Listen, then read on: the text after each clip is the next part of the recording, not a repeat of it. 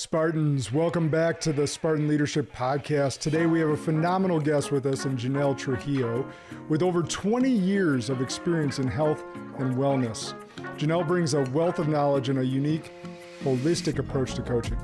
Armed with a degree in kinesiology and a myriad of certifications, she has dedicated her career to helping individuals achieve their health goals and thrive both personally and professionally. We're thrilled to have her here to share her insights on achieving holistic well-being and creating sustainable habits for long-term success. Guys, this is an exciting episode. It's one of my pillars. One of our bridges is internal, which includes physical and mental well-being. In this episode, we cross over both of those things, get to understand her and my friend Steven's amazing relationship and how they coexist as both being entrepreneurs. So you're not going to want to miss out on this one. Can't wait for you to hear it. Let's go.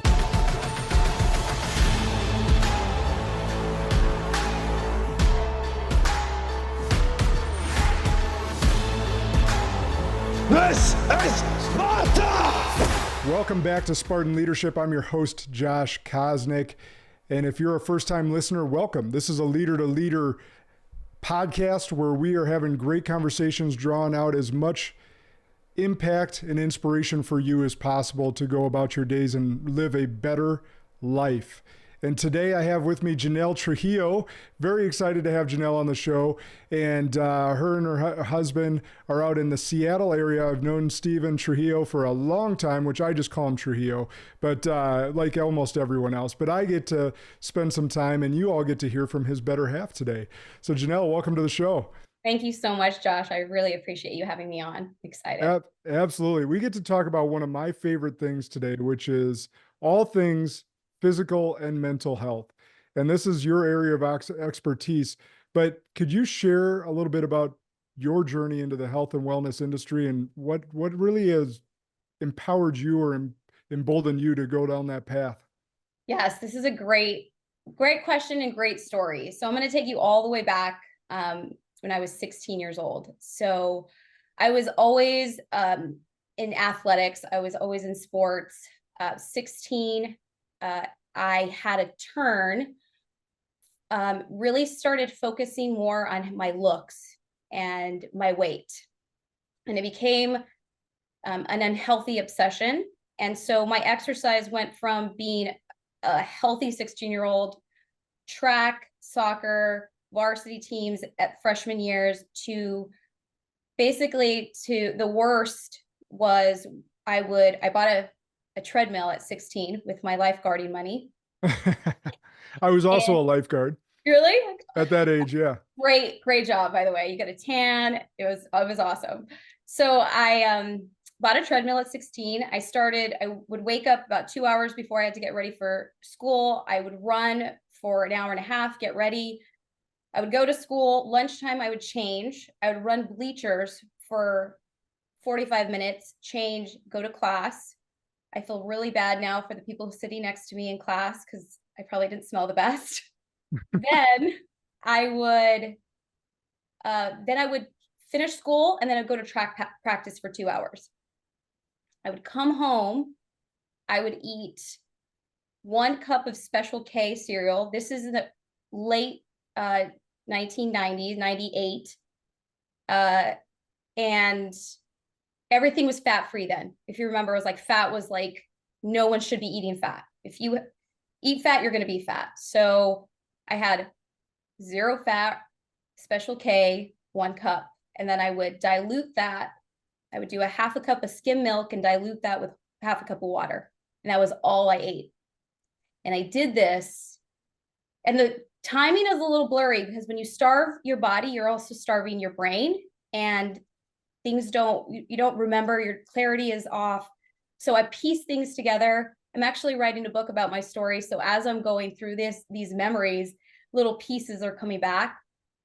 And I remember during that time, just really kind of forgetting. All my relationships fell to the wayside. I didn't want to hang out with my friends anymore. I was locking my door. My mom would come and check on me and I would scream, get out of my room. I I had journals and journals of calories that I would eat and then how much exercise I had to do to burn it off. So needless to say, this was a very unhealthy obsession with trying to lose weight and thinking that the number on the scale equaled my worth. And there's a point when your body can't lose anymore. And I hold on to a lot of muscle, and thank God for that now. I love my muscle now. But muscle does weigh. So if you are, at this time I was probably 17, you don't know the difference. You don't know the weight. You just got to be lighter. So this turned into a really dark, deep depression. I tried to take my own life. God had other plans. I spent a week in the hospital taking charcoal so that the pills that I took could not be absorbed by my liver. So I was very, very sick for a week. I had people coming into my hospital room every single day. My mom held my hand through the whole thing.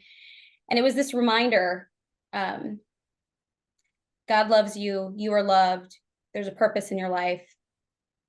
After that week, again, very blurry through that journey, but I do remember about a year later, I was in community college. I took a class called How to Teach Group Fitness because I still love to work out, but I knew that I needed to learn something about it. So I walked into this little college classroom. I'm about 30 minutes early. I sit down in the back, and on this whiteboard, there's a circle with 4 arrows drawn in a circle. And at the point of each arrow was 4 different words, and it's physical, mental, emotional, and spiritual. And in the middle of that circle, it said wellness. And I said, that's what I'm gonna do for the rest of my life. I want to teach people how to be well. Because what I was missing was, I was focused so much on the physical that I missed out on the emotional relationships. I missed out on my mental health was gone, obviously, if I tried to take my own life. And the spiritual, which was the biggest catalyst to what and is still changing in my life. Yeah, that's really powerful. Thanks for your vulnerability there. I'd be remiss if we didn't ask about that. God spared your life in an attempt, right? And you and I have discussed, and my audience knows, I recorded a podcast last year with my family, with my father-in-law's suicide. In those moments when you're laying in the hospital, and this may be blurry for you as well, but you're laying in the hospital, your life has been spared. What's going through your mind at that time? In the beginning, it was a lot of confusion. I remember the doctor asking me, did you try to hurt yourself? Did you do this on purpose? And I was too afraid to let my parents know because I thought that they would be disappointed in me. So I said, no, I just had a headache. I just had a headache. My parents knew and the doctor knew. But during that time, it was a reminder. I mean, I remember I had shut out the world for so long that having people come in, and I have 4 brothers, so I'm the only girl, and my 4 brothers are in the hospital. They come and visit me every day. They're jumping on my hospital bed. They're making jokes. They're just lifting my spirits up. And it was just a reminder that you are loved.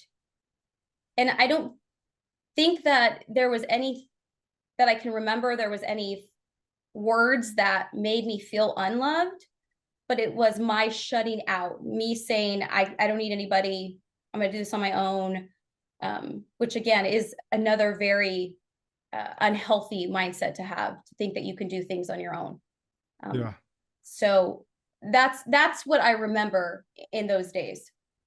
Yeah. What advice? So this is a really sad statistic, and COVID and the lockdowns and isolation had a ton to do with this. And we still don't even have all the data, but the data that we do know is that teenage suicide, and especially in young girls, has spiked over the last few years. even before COVID, it was spiking, but through COVID, it's seen a massive jump. Yeah. What advice would you have for parents? Signs, you mentioned one, like the isolating, right? The shutting people out. But what signs or advice would you have for parents that have those teenage sons and daughters to pay attention to and potentially do to help prevent the worst possible nightmare for a parent? Um, I honestly would say just start having conversations that maybe not, you can ask them like, how are you feeling? I notice these things are happening. I feel like your anger, is there anything that we can do to help? My I grew up in a house. I have the most amazing parents. I grew up in a loving home. But my mom, I I don't blame my mom. I think I was just really a terrible teenage girl. And, I shut her out. She didn't know what to do. She just, kind of like, let's just leave her alone and see what happens. I mean, I don't know, again, a little bit blurry during that time, but I would say keep the conversation open. Get them out of the room. Let's go to a movie. Let's go to the park. Let's go walk. Let's be in a place where we can be around other people. But that is the biggest thing. Never stop having that relationship and build that relationship up when they're young. I think I also, I grew up with parents who grew up in the Catholic faith. There was a lot of guilt there. So I think subconsciously, I grew up with a lot of guilt. I didn't want to come off as that I was going to be a problem child, or I didn't want my parents to feel burdened by me. So those were things that I developed when I was younger, to no fault of my parents. Is just, they didn't know. And so I believe if they did know at a younger age, there would have been more conversations, more building of the trust. I also grew up with, there's 5 in our family, and my dad worked full time and he had a side job. So there's like, you get distracted, and I get that. But as parents, it's what's fighting for my attention, and what do I need to focus in on that's the most valuable. Yeah, and the most valuable is your kids. We just, in our day-to-day hustle and bustle, tiredness, stress, all that different stuff, forget that these little moments matter Yeah. and can mean the world. Yeah, I would also, so one thing that was a huge catalyst for me with my eating disorder and just the focus on comparison was fashion magazines. And the interesting thing about the statistics about young girls committing more suicide, now we have Instagram. Like for fashion magazines, I had to wait every 2 weeks. I paid $8 to get a magazine, and then I would, mark it up, and it was like my Bible, or it was whatever fad diet was on there. I was trying until I got sick, and then I went to the next one. But now with social media, it is constant comparison, absolutely constant. So if a fashion magazine could change the way I thought about myself, I can't imagine what these girls are going through. Yeah, no, that's a really good point you bring up. I've actually, so my oldest, so I have 3 daughters and a son. My oldest is going to be 13 in a couple months, actually next month. And I've already had conversations with them that they will not have social media until they're 18 and can make their own choices. And all the sciences back this up. And even the tech giants, like Steve Jobs, before he passed, said he wouldn't have allowed his kids to have an iPhone. Yeah. Now, I've already gone against that because it's helpful to be able to communicate them when they're at dance competitions and all this jazz. So I've already failed on that advice from Steve Jobs. That being said, they didn't fight me. I actually showed them the science in a couple articles. Right. Like I wasn't just being the mean dad. So I wanted them to know this is why, and that it's good for them not to be on it. And I know we'll have bridges to cross when all their friends are on Instagram and they're saying I'm mean and whatever, and that I get that, but I've already placed the table that this is the expectation, that this is not healthy for us and we're not going to be on it. It's great. I think that's the best thing we can do. So great advice. So this is a good transition too. Thank you for leaning into that vulnerable period of your life, because it's really important. But you're now focused on wellness, and you have been ever since you got through that. Mhm. Got your degree in kinesiology, all that different stuff. I'll put in our bio notes, obviously. But what do you believe are the key components of holistic well-being, and how do you incorporate them into your coaching? Well, I feel like holistic uh, coaching is really that. It has to be everything. So I know a lot of times you go to a trainer, they help you build muscle, maybe they help you lose some weight. You maybe go to a therapist, or you go to a behavioral cognitive therapist, or even just a behavioral coach to help you with things like, I want to have better sleep, so I need to create better habits around my sleeping patterns. Even thoughts, right? Beliefs, thoughts, stories that and experiences that we might have had at a different stage in our life that no longer pertain to the areas that we're in, but we still keep going back to those old stories and beliefs. It could be even and nutrition, right? Nutrition is a huge part of it. I coach, I specifically focus on the habits and those habits of thought and action. So if someone comes to me with, I know I need to eat better. This is a common one. I know I need to eat better. A nutritionist will look at your macros, what are your goals, what do your blood work look like, and they're going to put together a very comprehensive and scientifically based program for that individual, right? I don't claim to be a nutritionist. I am a certified nutrition coach, but what I look at is not just what you're eating, but why are you eating? Are you eating because you're sad, because you're stressed, because when you were 5, your mom would give you ice cream when you cut your knee, and so now when you feel pain, you crave ice cream. There's all these different parameters when it comes to food. That's not just what am I eating. So I look at eating patterns. I look at what is your emotional state when you're eating. I look at fullness and hunger cues. When I work with executives or business owners that are really busy, one of the things that I notice in their patterns is they don't eat lunch. They don't eat anything between 9 o'clock and maybe 5 or 6 o'clock at night, right? So it's filling in those gaps and giving them the structure so that they can start looking at, what are you doing and what needs to be changed in order for you to work at the capacity and move at the capacity that you want for yourself. Because without health, you're limited in Yeah, every area of your life. absolutely. And going back to one of our previous points, you are going to be more stressed, you are going to be more tired, and therefore you can't show up for your kids. And so that's absolutely huge. Yeah. So you work with really high level executives and a lot of men. Yeah. And I can I'll speak for us all men right now. We're all pretty stubborn. And so, No. yeah. So you work with a lot of high performing men. How do you go about tailoring that approach to these high performing executives? I tailor my approach like I tailor it with everybody. It's you're in the driver's seat. I'm just asking the questions so that you can start realizing what needs to change. Because I feel like all of us know what needs to change, but it's somebody challenging us to say it out loud, to write it down. Something I do with all of my executives is they have to write down how many drinks they have a week, which is very, it's no pun intended, very, very sobering. They're like, wow, I didn't realize. And that's because it's become part of your system. And that system is not helping you succeed. Yeah.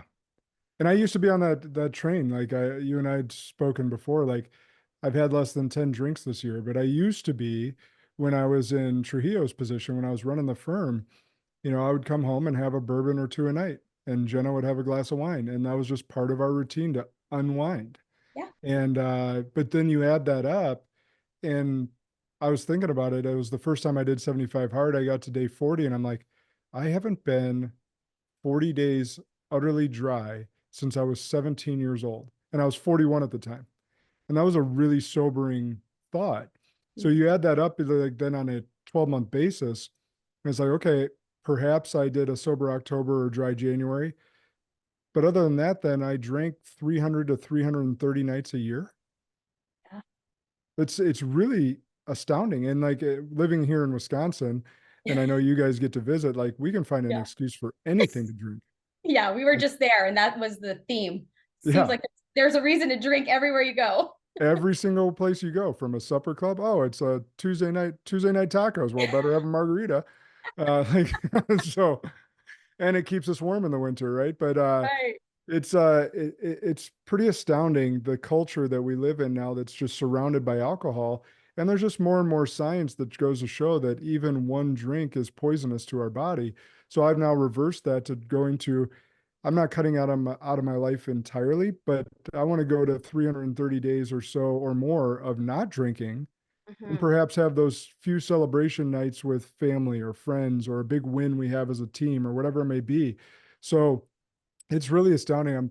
And it's interesting you also make them do it, because a doctor, when we go to our general physician, they ask us every time, and every time we lie about Yeah. how many drinks we have per week. Yep. But then when we're hiring a coach like you, that's like, hey, I'm going to help hold you accountable. You said you wanted to get well. Now count your drinks. And then Yeah. you go and actually do it. So there's a dichotomy there that's kind of cool. Yeah, for sure. And I think it goes along with even eating. Our nutrition, we say we eat pretty good.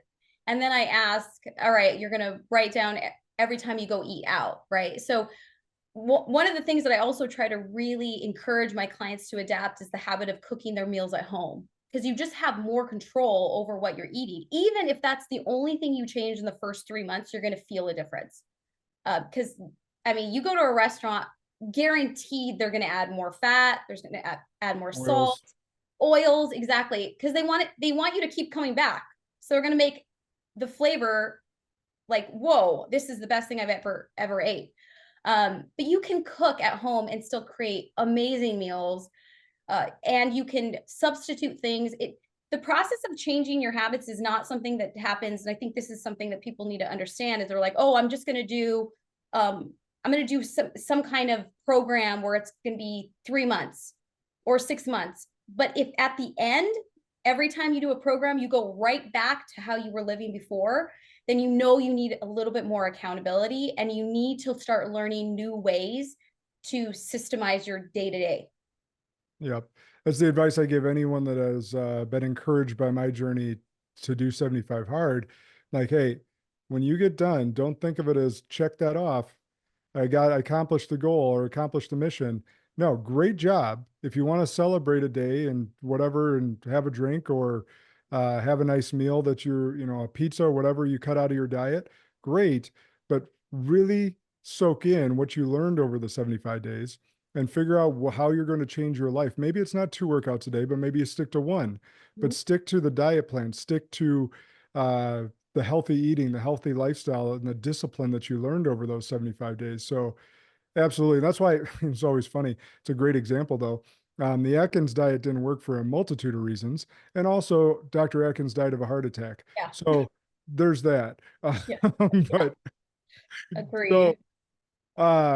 so I'm thinking through now the wellness and how you help with strategies and individuals, and going back to those negative thoughts, because all of us have negative thoughts. I actually put out one of my ruck talks this morning, and was talking, I just mentioned what really briefly the amygdala part of our brain, and how it magnifies negativity by 200 times. Most people don't even know that, because they're not a nerd like me that studies neuroscience, but that's the one area like of science that I really nerd out in. And I feel like everyone has an area of their life they should nerd out in. Yeah. That's mine. But so the amygdala part of your brain, really tiny part of your brain that actually magnifies negativity by 200 times. So how do you go about helping individuals overcome those negative thoughts, whether it be with food, or their friends are going to shame them for giving up alcohol, or whatever negative thought they have, or that 5-year-old example that you gave? Yeah, it's a great question. One of the biggest things you have to start with is, what are those thoughts?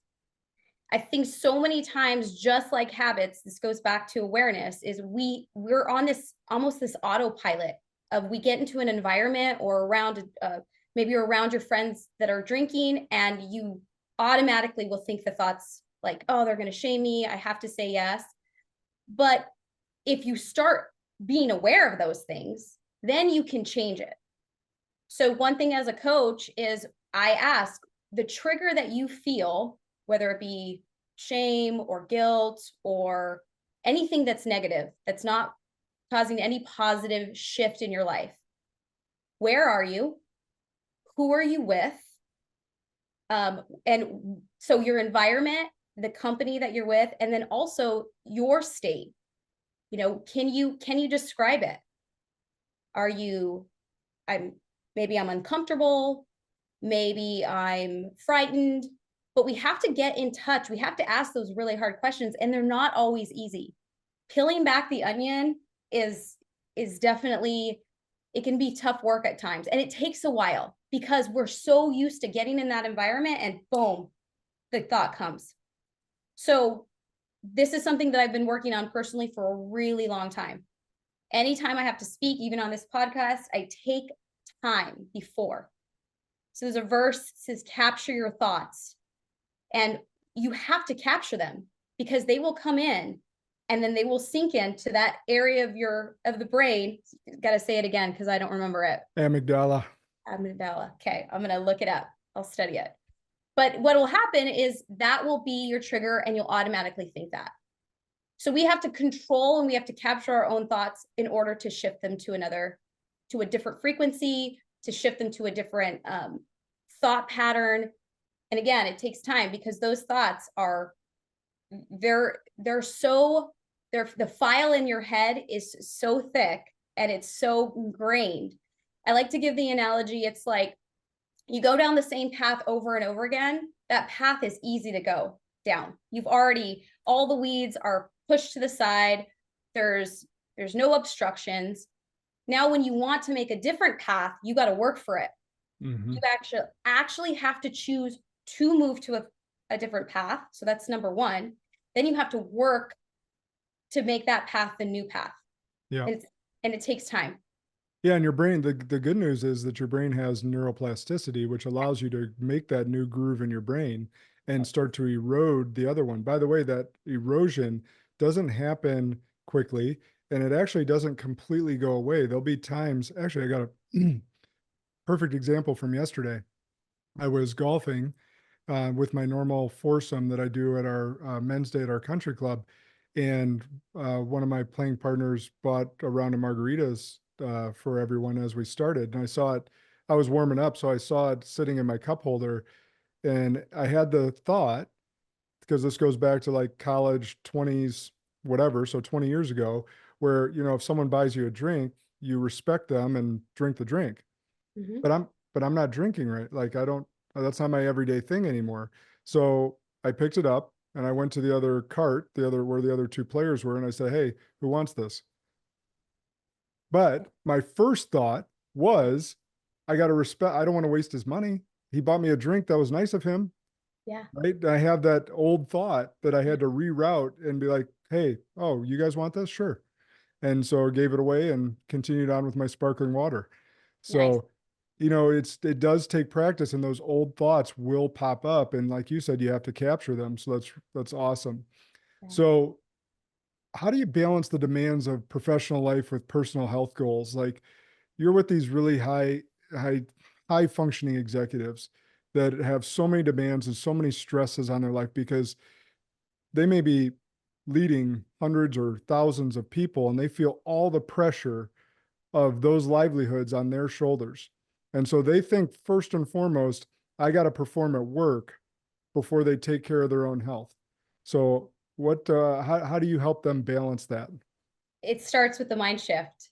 You have to start with your health to be able to work at the level and have that level of responsibility. It can't be vice versa because you will burn out. There will be a point in your career where you're going to have to take some mental health days. You're going to have to take extended vacation.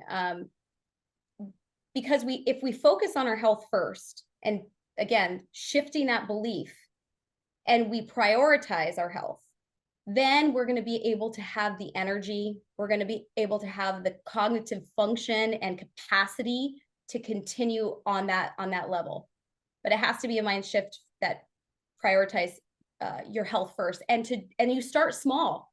Like, consistency is everything. You know this, right? Like, you can't work out for 3 months and then stop working out for a month and think, oh, I'm going to still get these gains. One of the things that people tell me all the time, and I think they tell me this because they know I'm in this industry, and they say, well, I'm pretty good at my workouts. Like I work out consistently. And then when I start asking questions, they realize that they only work out twice a week, and then they skip every third or fourth week. And then maybe if they go on vacation, they'll skip 2 more weeks and then maybe come back. So there's no consistency there. And so it's creating pockets of consistency. And one of the ways that I help my clients do this is by looking at their timeline. So what are they doing? I don't want to say wasting time, because I don't think anybody wastes time. What are they prioritizing their time with? Mm-hmm. And where can they actually, where can they start looking at areas where, you know what, that doesn't serve me in a positive way.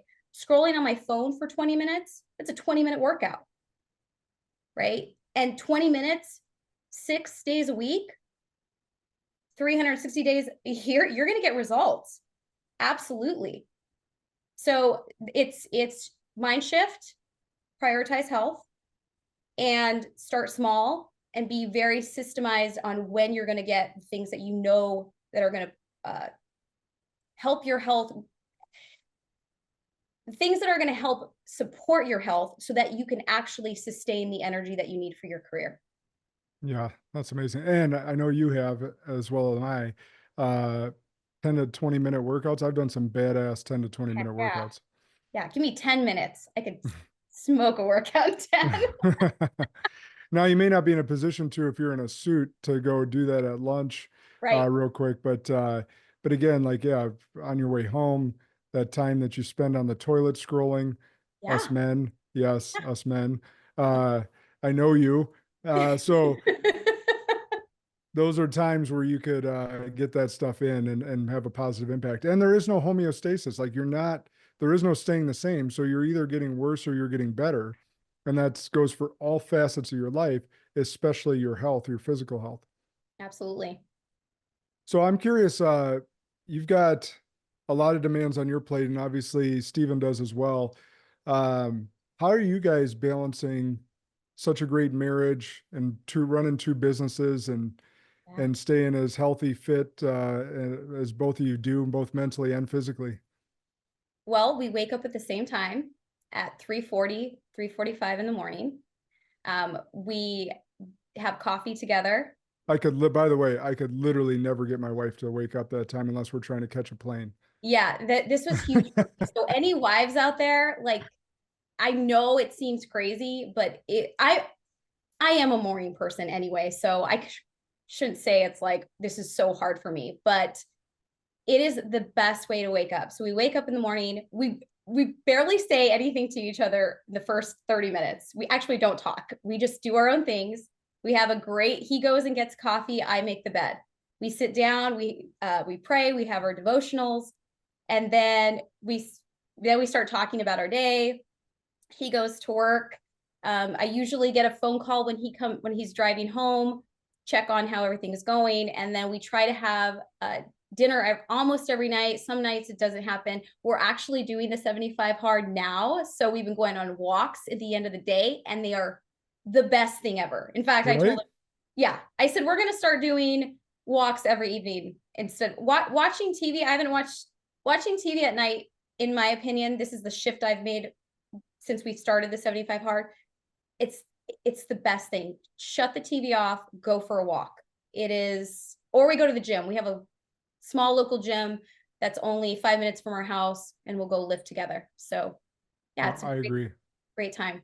Those walks for married couples, this is a marriage hack that Janelle just gave you. They're so powerful, because not only are you getting some exercise in and feeding your body well, you're really, really feeding your soul and your marriage.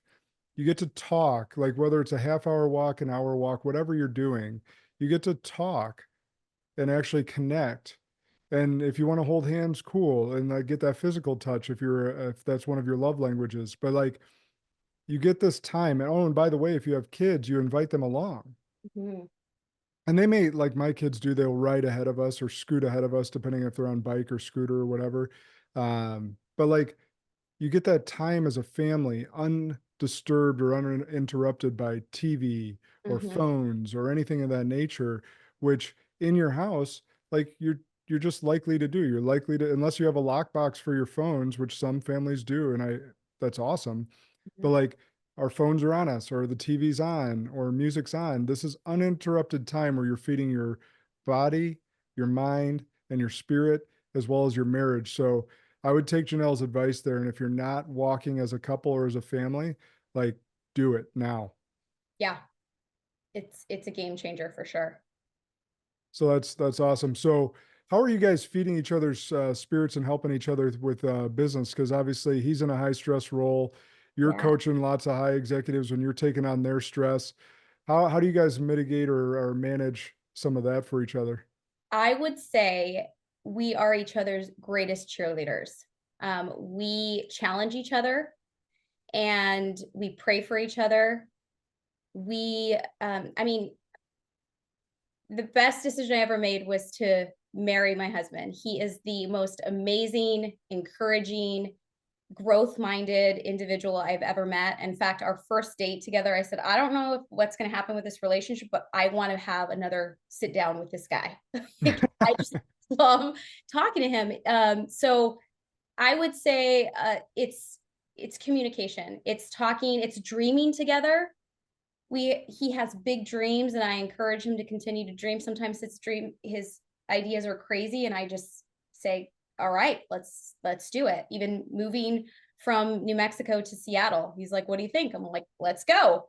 Like, let's do it. So it's really continuing to encourage each other's dreams and also systemizing our schedule. I think we would never see each other if we didn't actually make intentional time for each other. Even the going to bed at the same time, the waking up at the same time, those are, even though it's only, maybe 20 minutes of conversation, but it's an hour to an hour and a half of just physically being in the same room together and just having that energy together. So I think that's one of the biggest things for us is we just keep encouraging each other to dream big and to go after those dreams. That's amazing. So do you guys do any planning sessions together as a family? We haven't done one. We've been talking about it for a while. We do a lot of planning and then we talk a lot about what we're going to do, but we haven't done a sit down. We thought this year we want to go away. Like we want to rent a cabin, sit down with our year plan and then help keep each other accountable for it. I know a lot of couples do that. I think it's an amazing idea and something we're going to definitely start putting into practice. Remind me, I have a great tool for you guys to use. So please remind me, I'll send it to you. Okay. I love that. Something that I think all couples should do to dream together as a family and get on the same page. And I think financial advisors really help with that as well, where they're helping couples get in the same room and talk about goals. But not often are we doing that as a couple, even in small conversations, let alone sitting together for a weekend, possibly without the kids, and really dreaming and going through a vision plan. And that's where your alignment comes in. Instead of having misalignment, be like, what do you mean you want to buy a cabin on a lake? Like, you've never told me that. Yeah. Like, that's a big expense. Like, I don't want that. Like, so you gotta have these conversations in advance and not drop a bomb on your significant other. So I think it's a great practice. Highly encourage everyone to do it. And especially if you're two working spouses or two business owners that have come together. And I would think even furthermore, if you're in the same business, it's absolutely essential. So thanks for pouring in on that as well. I was thinking through to give some people some hope. Could you give an example? Obviously, privacy, don't go down that road, but like of your biggest success story where you've seen someone just monumentally change their life through your coaching and helping them get well in their physical and mental well-being to game change for their business. Yeah. So interesting enough, one of my clients came to me and he knew he said, I'm drinking too much. I know that it's affecting my health. So we did the whole awareness. He went down significantly in his drinking and it affected every area of his life. First, he had this clarity around work. He was having better conversations his emotional intelligence had increased. He was able to be, his patience increased. He said that his family dynamic and the relationships within his family, his wife and his kids, were so much better. That was probably the number one success story for me, because you go into it saying, I know I want to better my health and lose some weight. Usually it's weight. I know that's the one thing area that is holding that weight on. And then they also, after I talk to them a little bit about what this is going to help them with their business, they say, okay, I can see that connection. But when it spills over into relationships, like your family, your kids, your wife, your husband, it's one of those things where it's like, all right, this is exactly what executives need. They need the accountability. They need to understand that connection of our health with every other aspect of our life, not just, I want a six-pack abs. That's so good. And a lot of guys, especially guys, will say the six-pack abs because it's like this big alluring thing, this trait that we know women like. So I think that's probably the driver, which, by the way, it's fascinating. Men will do anything for the attention of women. Mm-hmm. And so, like, what are you willing to do for your business? What are you willing to do for your life? What are you willing to do for your children? Right? Put that same energy towards that as you would for the attention of the opposite sex. So it's pretty fascinating in that regard. And one of the things that I help people that, because nutrition and health and physical, that comes into part of my coaching, but it's not my main thing. But when someone says they want to be under a certain weight, I always give myself as an example. It's like I sit at about 210 pounds, and I tell them, and I'm around 8% body fat, and I don't say that to boast. I use it as an example. It's like, I wouldn't care if I was at 220 pounds. In fact, I would like to be at 220 pounds and stay below 10% body fat. Yeah. I know that for me right now, that would take a lot more concerted effort on lean proteins and getting in far more calories than I'm currently getting in while keeping my workout regimen. I know the recipe to do it, but I always want to give myself an example, because someone may say, I want to weigh less than 200 pounds. I was like, well, just like we started this conversation with your high school example, we know that muscle weighs more than fat. Yeah. So if you get your six-pack abs and you don't break 200 pounds, are you going to be disappointed? Right. I would hope not. Right. That's exactly right. In fact, in my coaching, weight is not even something that I discuss. Like, people have a weight goal. I'm like, great, you can tell me what your weight goal is, but weight is the last thing that we're focusing on. And this is the problem with the diet culture, is that they put so much emphasis on weight that people will do anything. This is why yo-yo diets are they're crazy. People will spend, I don't know, $39.99 on a pill that they see on an ad on Instagram, and then the waist belt, and then the earrings that make you lose weight. I mean, it is insane, the weight loss gimmicks that are out there. And it's a $72 billion industry, weight loss products.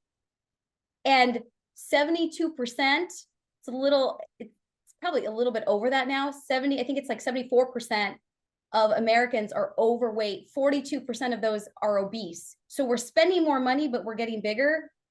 Fad diets are not where focusing on weight, that's not the recipe for health. We need my goal in the next 20 years, it might take longer, but is to flip the diet industry on its head and get people, especially women, to stop looking at weight. Especially, just like I said in the beginning, your weight does not equal your worth. It has no redeeming factor on your worth. You are so much more than that. So let's throw the scale away, stop weighing yourself twice a day, and let's start focusing on the habits that allow you to live your best life. Yeah, absolutely. Now, but you did mention something that I can't let go. How the heck do earrings make you lose weight? I have no idea. I don't know, but it was so This fun. is a thing? This is the thing. Look it up. Earrings that make you lose weight.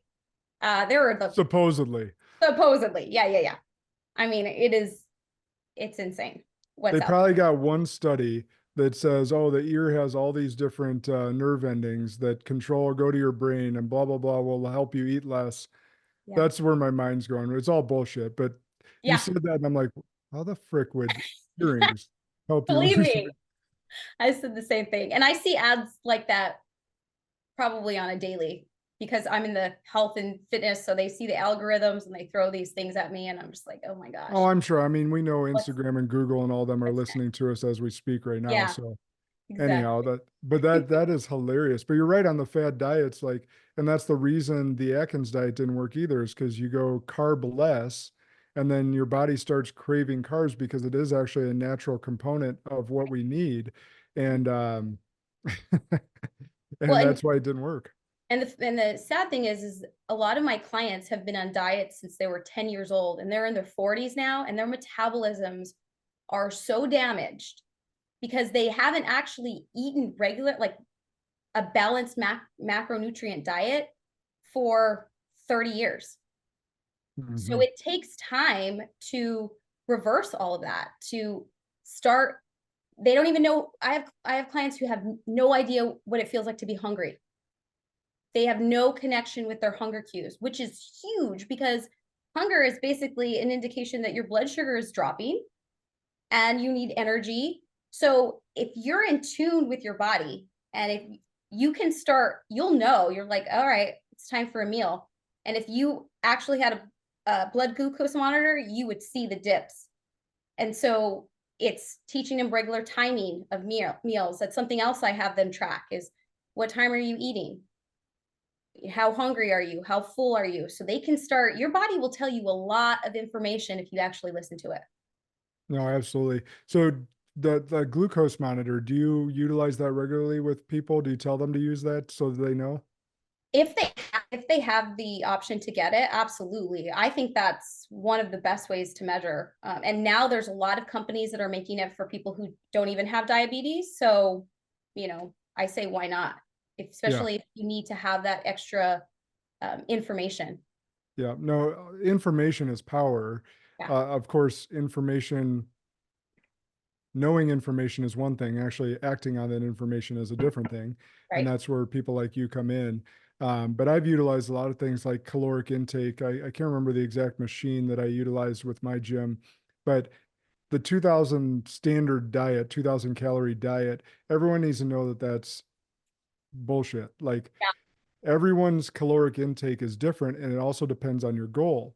yeah, And that's where like my wife who's a nutritionist or someone like you can actually dial in what your macros should be. But like my intake was way low because I was one of those executives that wouldn't eat enough. Like I was just busy a number of years ago. And so then I get that reading done and I did my week's worth of food and I was averaging about 1700 calories a day. Well, no wonder I couldn't put on muscle because that machine told me I needed about 2800 calories a day. yeah. Well, that's 800 over what the standard 2000 calorie American diet is supposed to be. And we've been fed this information and it's been repetitive over and over and over that we think, oh, I need to get 2000 calories and that's healthy when it's different for everyone. There could be a really high metabolism person that needs 4000 calories a day, but they wouldn't know that if they didn't have the information. Absolutely. And then it also, how much activity are you getting a day? Right? That's a huge one. And unfortunately, most people are not very active. I have people track just the basic thing, like how many steps are you taking? I mean, we should be taking at least 10,000. And some of my clients start off with me at maybe 2,000. And so that's an area of improvement, right? How do we get to move more? They must not have young kids. Yeah. Or everyone's watching TV. Or either way, but yeah, if you're chasing kids even around your house, it's hard not to get 5 to 7,000 just from that activity. That's true. So that's awesome. So is there any other technologies or trends that you're seeing that are helping you with your coaching or that are really useful? Um, I use something called my PT Hub. It allows me to customize all my workouts for my clients. I know everybody has a different lifestyle, and I try to be able to accommodate where they're working out. I have some people who like to work out at home. I have some people who have a health club. So it makes it really convenient for me to be able to customize their workouts. But the technology part that I love the most is that I know workout. So every time they complete a workout, the app will let me know that they completed one, so I can keep track of all their workouts. So it allows me to make sure they're staying accountable and consistent with what they've told me they're going to do. Awesome. All right. Random question before I get to my last one, because we've talked about the men so far. I want to address this with the women that might be listening. And I know you've heard this without you even knowing what I'm about to say, but women that are scared to put on muscle because they don't want to look manly. For those of you guys that aren't watching on YouTube and you're just listening, Janelle is a beautiful, very strong woman. She could whoop a lot of dudes' asses. So address the women that don't want to put on, quote unquote, too much muscle and look manly. Yeah. First of all, you're going to have to lift a lot of weight for a really long time and be at a calorie. You're going to have the right macronutrients to be able to put on even a little bit of muscle. A lot of muscle, we just don't have the testosterone to do it. We don't have the chemical to actually, or the hormone to actually get big. If you look at like a muscle fitness magazine and you were like, I don't want to look like that, they are taking steroids. They're taking human growth hormone. It is not naturally in your body. So know that first and foremost. And if you want to change your body and how it looks, right? You want a smaller waist, you want to have nice sculpted shoulders, you want to have back muscles, you want to wear a strapless shirt and not have, and have tricep muscles instead of fat on the back of your muscles. You have to lift weights. You have to. It's the only way your body will change the way it looks. Dieting and cardio will allow you to lose some weight, but you could lose weight. You could lose 20 pounds and still have more fat than muscle. Body composition is different than body composition. Fat and muscle is different. If you have muscle on you, you're going to be lower body fat. So if you actually do want to lose fat, that's what we should be focusing on. Just like you said, like 8% body fat. Look at the body fat. Let's look at the composition of your body, not the weight. I wish we could just throw weight out of the factor completely. Yep. I wish doctors wouldn't even weigh people. And BMI is also, that's probably for another time, also crap. Yeah. I am obese on the BMI scale at 210 I think I'm technically overweight. Yeah. Yeah. So that's very outdated stuff. That being said, I'll just give personal examples. Like my wife was she's always been a runner. She's always been into nutrition, fitness and whatnot. But when she started working out with me and at the gym that we go to is like, she used to be focused on the scale and now she's like, she only gets on the scale really to look at body fat composition. Yeah. Because she looks better than ever because she's been lifting weights along with her cardio versus just doing the runs that she used to love to do. Yeah. In my 30s, I would probably run 30 to 40 miles a week. And my body fat percentage was in the mid 20s. I run a mile twice a week. So maybe 2 miles. I mostly just walk for my cardio, or I'll do Peloton bike for a couple, maybe 20 minutes, 1 or 2 days a week. My majority of my workouts are all weight training and yoga. Those are my two. And I'm probably sitting around 12 to 13%. That's awesome. Yeah. So, Jenna's goal for the summer, before the summer started, was to get below 15. I think she got to 14.5 and she was all excited. Yeah. Awesome. So, I mean, after 4 kids, I gotta give her props. Like she's worked her ass off and doing amazing things. She looks great. But I wanted to give the women that example because too often it's been beat into their heads, cardio and the weight scale, and it's just not true. Not true. I mean, I'm a perfect example. Even with everything that I knew at the time, in my late 20s, early 30s, I was still doing cardio because that was the thing to do. If you're a woman, you should be doing cardio. That's so old, so outdated. It's completely false. We need to be in the weight room. In fact, we lose more muscle after the age of 35 than men do. And why? Because they're lifting weights. We need to get in the weight room and start lifting weights.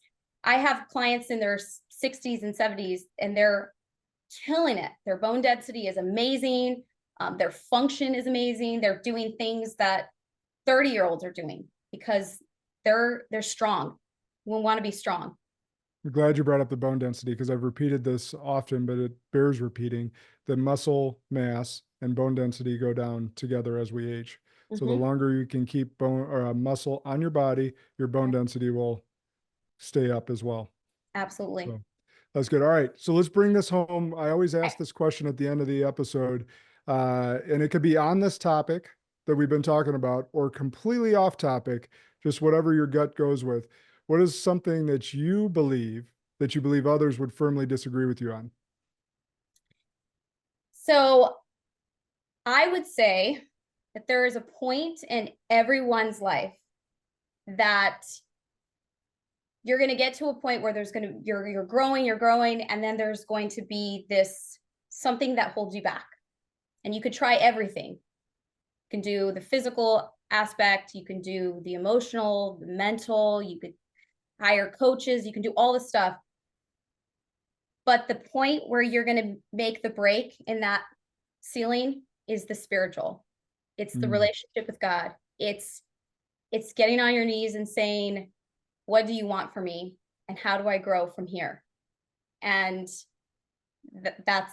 I think that's the most, I believe everyone's going to get there. I've gotten there. I know my husband has. I don't know if you've ever been there, but I know for a fact in my own personal and spiritual life, that's when life changes for the better.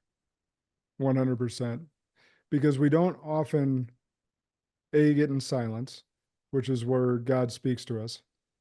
And then B, so many things in our lives can be idols. Yeah. And God says to have no other idols above him. Right. And our idols can be working out. Absolutely. Our physical being. Our idol could be our spouse. Our idol could be our job. Our idol could be the company we work for. Our idol could be our kids, because we're placing them above God. And that's specifically stated not to do. So falling to your knees, praying, getting in silence, and asking the Creator what he wants from us is the only way. Amen. So I wholeheartedly agree with you. I'm glad you went there. So where can, if the audience wants to get in touch with you, follow you, or potentially work with you, where's the best places to follow or get in contact? Yeah, to follow me on Instagram, it's Janelle, the number 4 health. So Janelle for health. On Facebook and LinkedIn, it's just my name, Janelle Trujillo. And then my website is EHH Coaching, Executive Health Habit Coaching.com. So EHHcoaching.com. Y'all heard her. Give her a follow. Drop her a note too, whatever was most impactful for you today. I know our guests always love to appreciate hearing from listeners and seeing what was most impactful. And make sure that you're following, subscribing, and please leave a review. I haven't asked for that in a while. Tell me what you're learning. I'd love to hear from you. So, Janelle, thank you for pouring the knowledge into all the Spartan audience today. It was a pleasure having you and chatting with you. It's been amazing. Tell Steven I say what's up again. I will. Thank you so much for this. I appreciate this time together. Could have done a couples episode and had you guys rap back and forth. That would have been fun too. Let's do it next time. All right, sounds good. And Spartan audience, remember, good and great are the enemies of possible. Lead like a Spartan today.